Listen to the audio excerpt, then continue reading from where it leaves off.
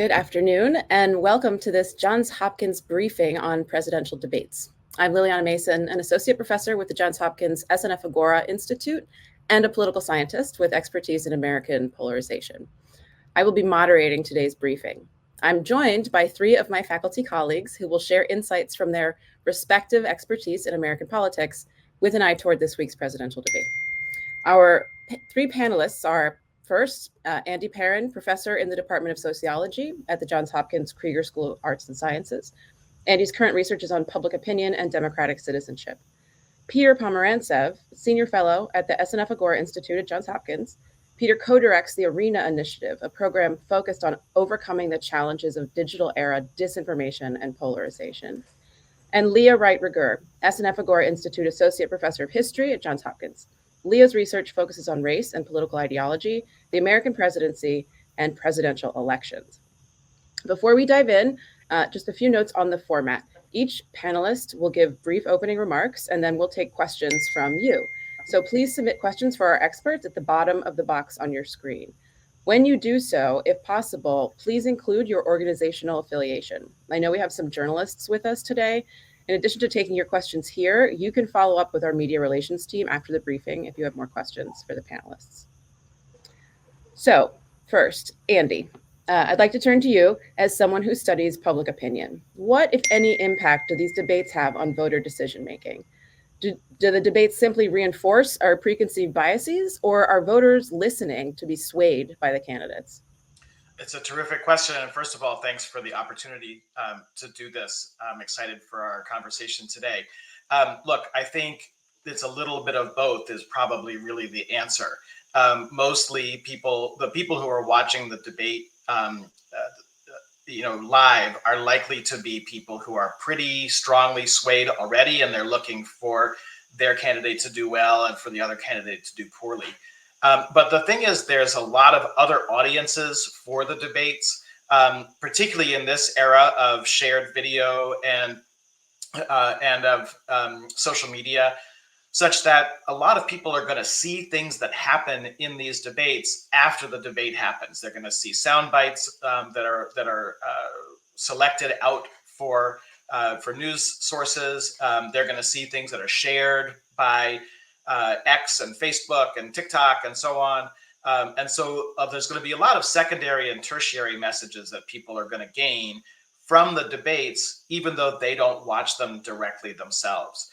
So that makes it a little bit hard to predict what's really going to happen. But it does also mean that there's a lot of benefit to the debates, even if the people watching them straight off don't learn all that much. I think the opportunity for the public to learn a lot from the debate is actually really serious, even if it seems at the time like most of what they say is relatively expected or doesn't surprise or doesn't sway the immediate audience.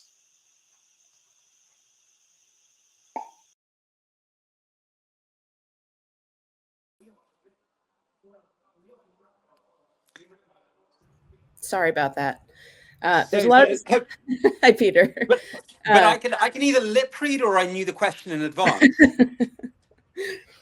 So briefly, there's a lot of discussion around the accuracy of statements that the presidential candidates might make. And so in our current climate of disinformation, what sort of rhetoric should we be mindful of when considering what is or isn't accurate?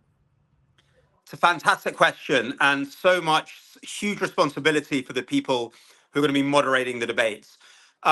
Look, both sides are going to be throwing around numbers about immigration, about the economy, but they'll be being used in very kind of manipulative ways. That's kind of what the candidates will aim to do. I wouldn't obsess too much over details, over sort of like single lies or pieces of disinformation. Politicians know how to use even accurate statistics in very manipulative ways. The point isn't that. The point is, can we have a debate where facts matter, where evidence matters? And there are certain types of discourse, of rhetoric, which make that impossible. So conspiratorial discourse makes that impossible. If you just say, oh, the other side, you can't believe a word they say because they're, I don't know, whatever, they come from some secret society or something. that kind of ends the debate straight away. If you just label the other person a total liar and sort of dismiss anything that comes out of their mouth, again, that kind of destroys the ground for a debate where evidence matters. And it's really going to be up to the moderators to steer the debate in a way where facts can have some sort of role. Usually that means, tying it to quite precise sort of policy proposals, how workable they are in the real world. So that's what I would look for. Not just like, how many lies did either one say? I think we have a guess that one of the candidates has an issue with the truth. But actually, can we have a debate where facts matter, where evidence plays a meaningful role? And often that's got to do with some sort of relatively grounded discussion about the future and trying to really nail down how the candidates plan to put their policies into action. Thank you, Peter. Leah, I'd like to turn to you now to help us get a sense of the moment we're currently in. So how have presidential debates changed over the years, and what impacts do they have today? Sure. So first, thank you for having me, and thank you everyone who's come out to listen. And I think that the bottom line is that presidential debates matter, but it's a relatively new phenomenon. We've always had candidates that have gone back and forth. Think Lincoln-Douglas debates, but the first televised debate doesn't happen until the 1960s, and that's the very infamous Nixon versus Kennedy debate. And it's actually watched by 66 million people. That's a lot. Those kinds of numbers are really normal for debates. So even though we don't have another debate, we don't have actually another presidential debate until the 1970s, right? There's this huge gap. Those debate numbers tend to look the same. And in fact, in 2016, for example, Hillary Clinton versus Donald Trump, that first debate was watched by 84 million people. So debates matter, and presidential debates matter. And then gone over a series that are kind of a cycle of changes, including who sponsors the events. The initial debates were sponsored by CBS, NBC, ABC, the big news channels, singular news channels, but they've also been supported by the League of Women Voters. More recently, it's become nonpartisan organizations. What's unusual about this new cycle of presidential debates, especially the ones that we're seeing now, is that they are being sponsored by, they're once again being sponsored by news organizations. The one that's upcoming is sponsored by CNN. Second one in September is being sponsored by ABC News. That is slightly unusual in this more kind of what's supposed to be, I think, a nonpartisan moment. It's also unusual the moment that we're seeing it right now. Normally, debates are held well into the election season, usually starting around September and really going through the end of October. We're now starting to see a moment where debates are starting early in June. And then the last thing that I'll say here about the ways that debates have changed, or perhaps haven't changed in their significance, is that the medium of television is incredibly important. And it's not necessarily important because, people are watching and they're saying, well, there's something about the attendance or something about the way that I am interacting with the candidate. But it also means the aesthetic of the debate is important. So we can think about that old adage about Nixon versus Kennedy, where, Nixon wasn't wearing makeup, he wasn't prepared, everyone thinks about him as sweaty. But actually, the real deal breaker was that Kennedy was used to doing television, and it was part of this larger platform that he had, and an aesthetic about what it meant to talk to the American people. So the debate was just one of those formats.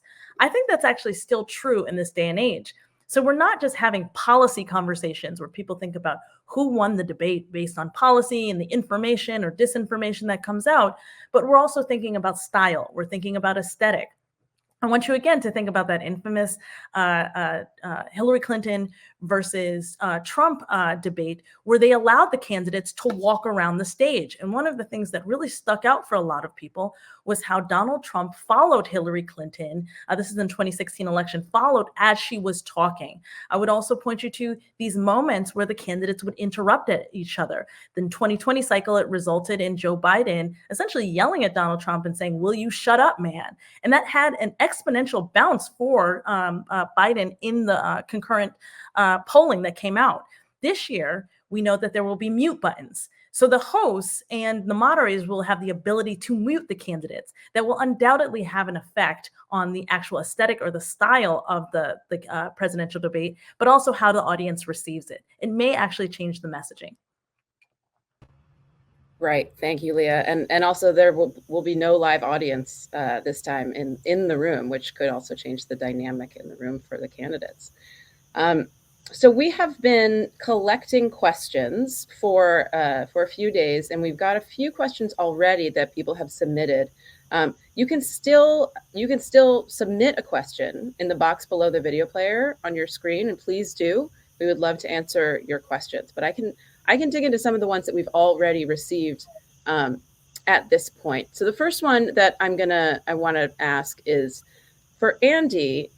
To what extent do you think these debates are real, true debates, or are they more like just exchanged speeches? Like one gives one speech, the other gives a different speech, and it's all sort of like boilerplate talking.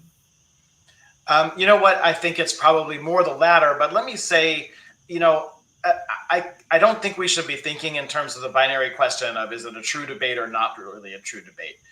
The point of the debate is to allow both candidates to get themselves more out directly and in a less mediated manner than they usually do through advertisements and social media and so on, and to allow a segment of the public to better understand who they are and what they stand for and why. And so, are they true debates in some sort of, dialectic and philosophical society sense? No, they're not. But they're debates in the sense that our public argument that we have in the country is fueled by them, right? They provide a real and true distinction on the same stage between the two starkly different choices for the most powerful office in the land.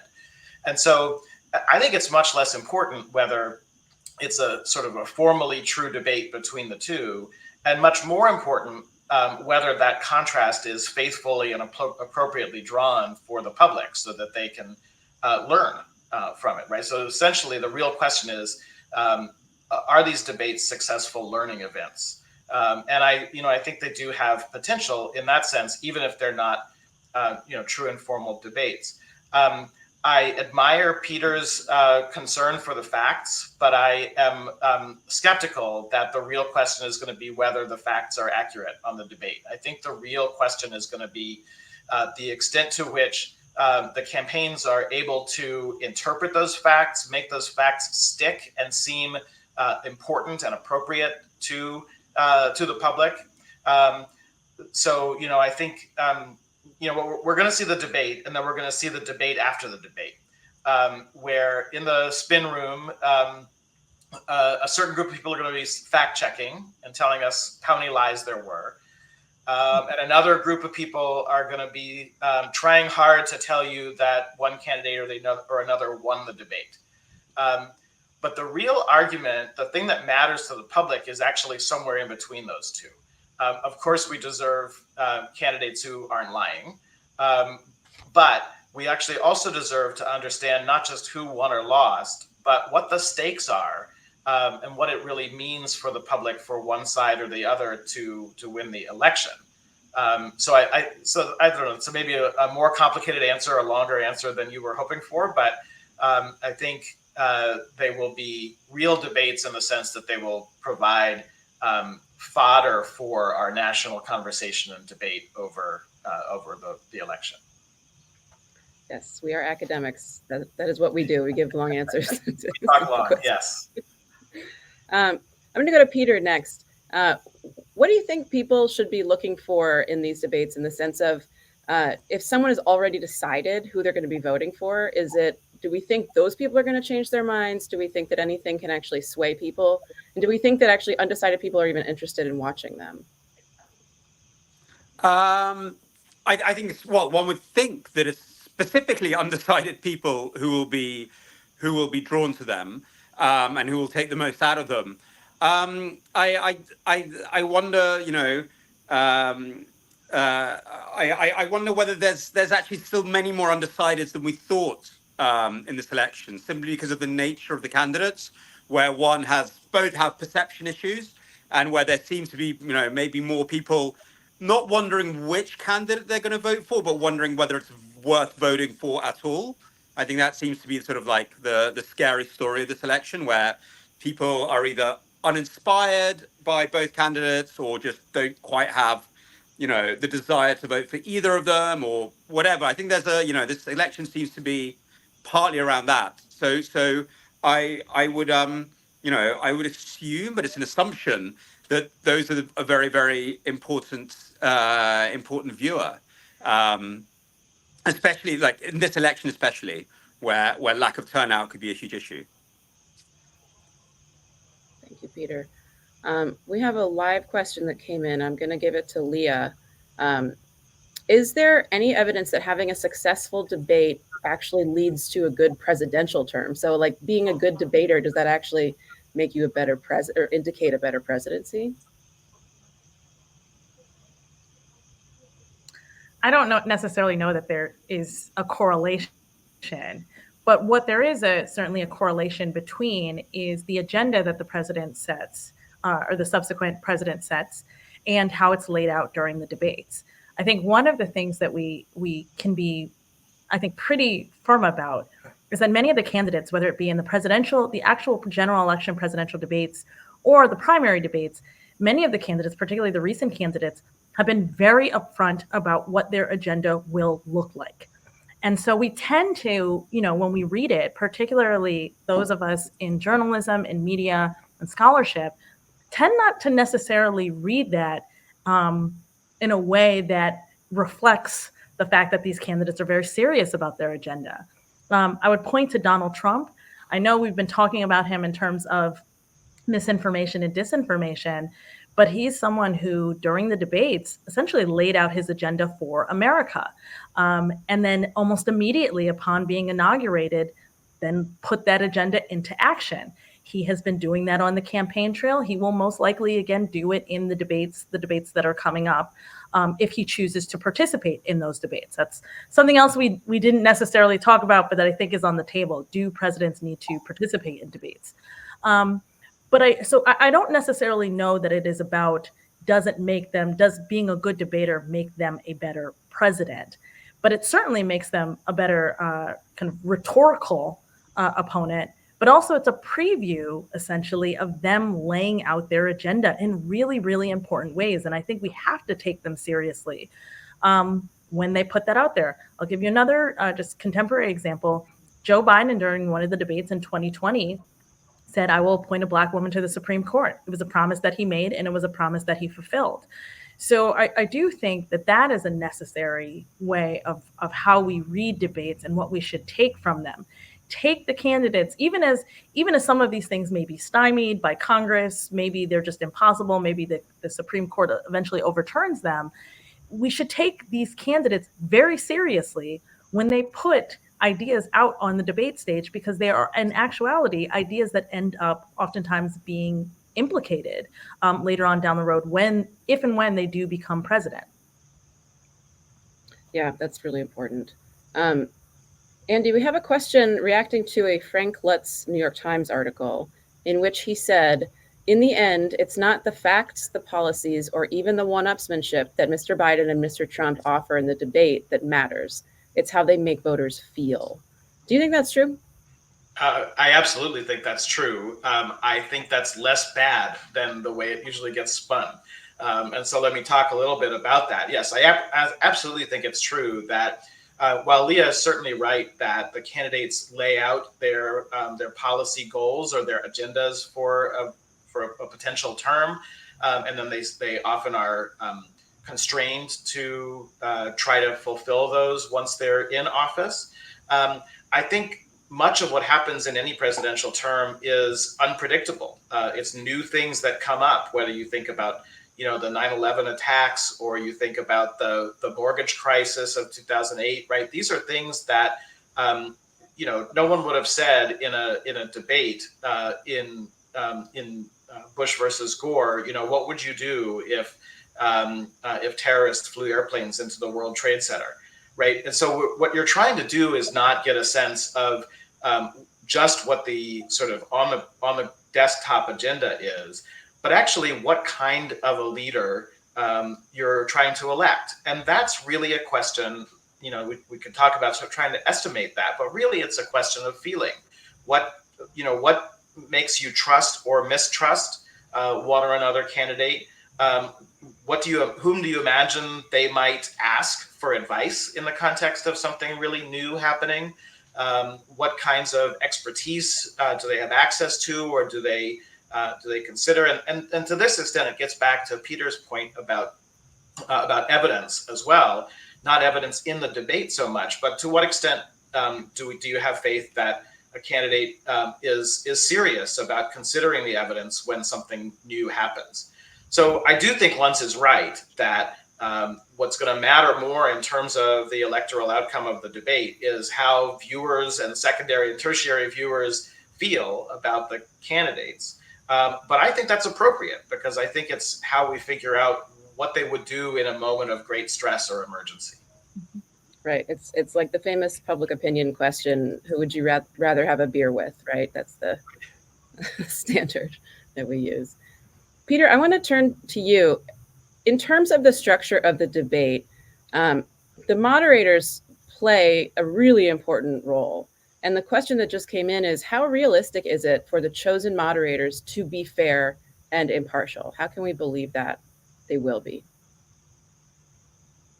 What a brilliant question. I like this word fair, because it's always about it's much better than the word objective, which I think is a real kind of an impossible one to crack.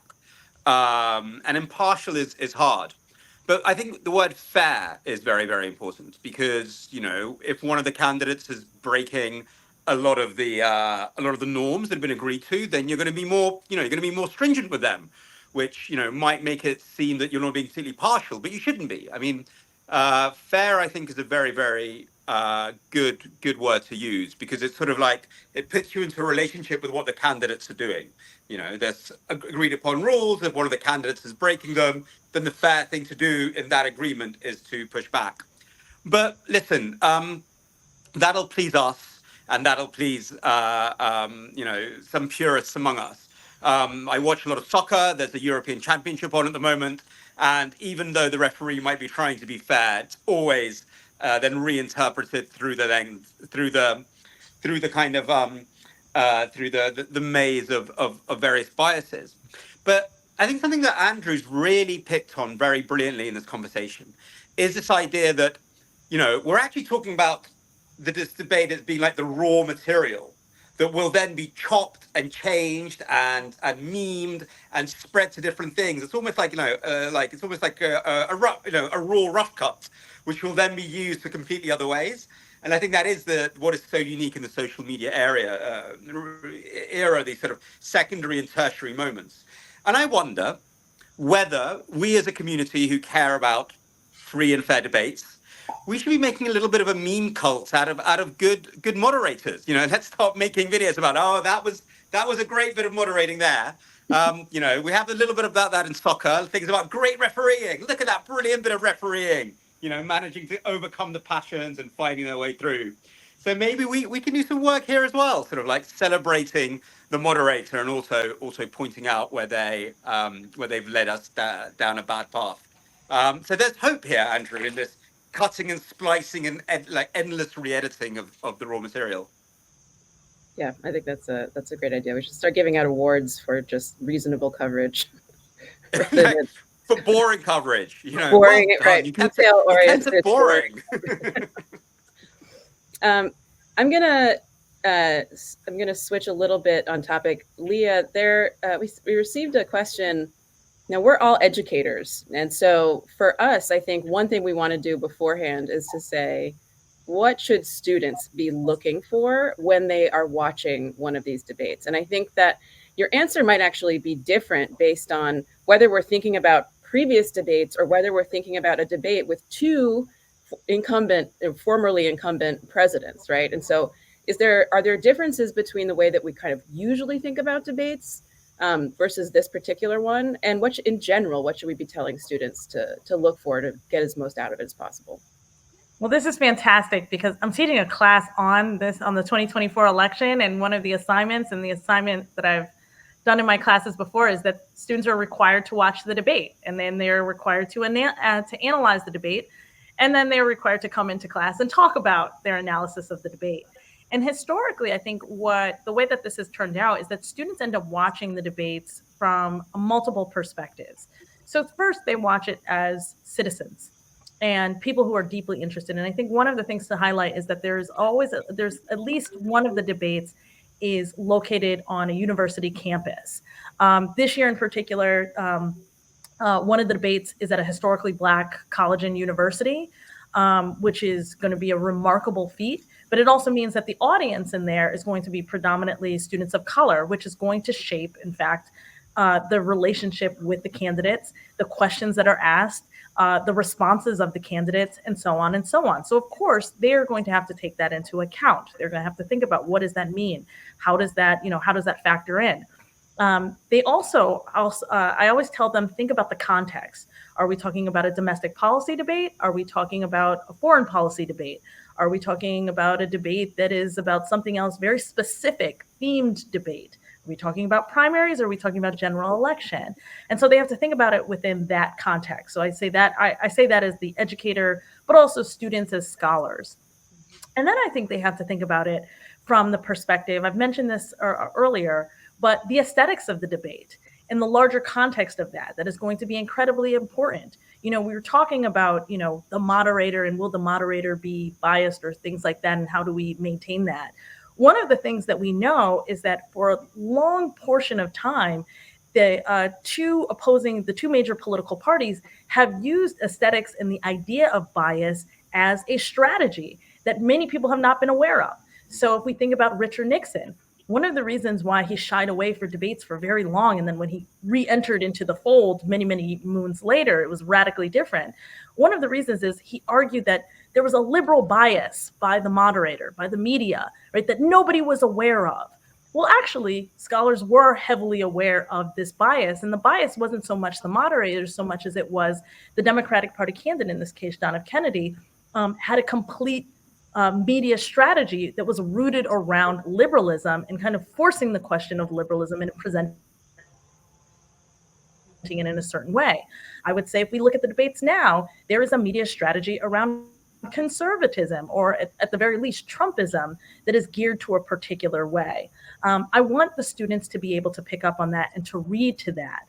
The last thing that I'll say here that is unique about this election that I'm having students look into, and the way that they should be watching it, is to think about the age of the candidates and how that is being shaped as a media strategy and a political strategy, and the fact that we have a convicted felon as one of the candidates, and the contrast that presents. That is completely unique in the history of televised media debates. We've never had a candidate like that before. We've also never had a candidate that, was an octogenarian.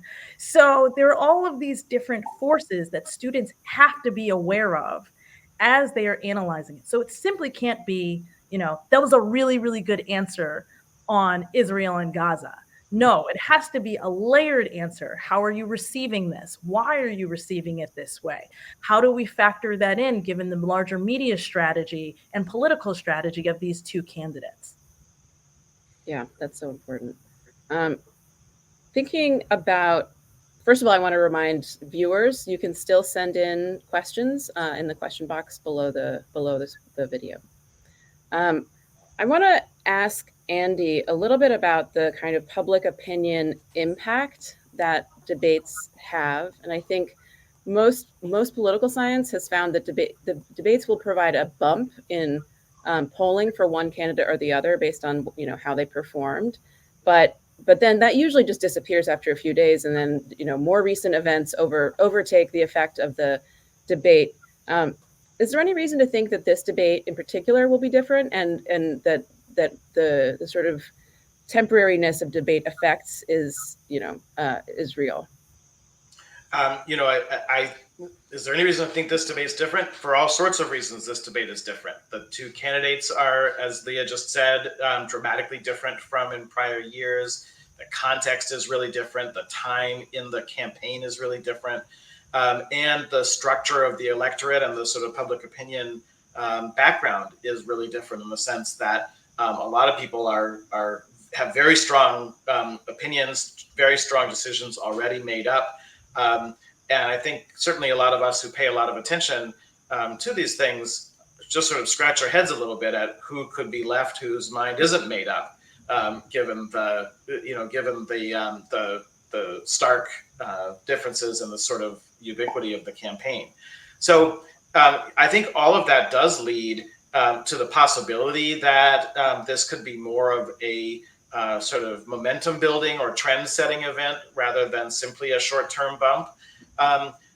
But the other way to see this is, again, to see the debate not as a singular kind of entirely different phenomenon, but it's one among the many ways that voters learn who the candidates are and how they respond to new cues. And I happen to think it's a better way than many of the other ways that candidates get themselves and messages out, again, because it's not fully scripted, because they don't know exactly what they're going to hear either from their opponent or from the moderators. And so these are all good reasons to think that like this is better than average information for voters to use in making up their minds. But I don't, in the absence of some major kind of surprising event during the debate, I don't think it's that likely that it will truly sort of change the momentum. We live in a public opinion context at this point where huge shifts and changes are relatively unlikely. And so much more likely is that it could shift these already very small differences between the supporters of the candidates in key spaces. So I think, just as a sort of horse race question, I think that's the more likely effect. As a culture question, I do think people will have the opportunity to learn from the candidates, from the debate. They'll have more information to draw upon, either to change their views, to develop their views, or frankly, to feel more strongly about their views than they did beforehand. Yeah, thank you. Peter, I want to ask you a little bit about the theatrics of these debates. And so, when we think about how the media are going to report, we think about zingers and one-liners and the things that, as you sort of mentioned before, kind of they capture the media attention, they're cut out, and then that becomes the entire thing.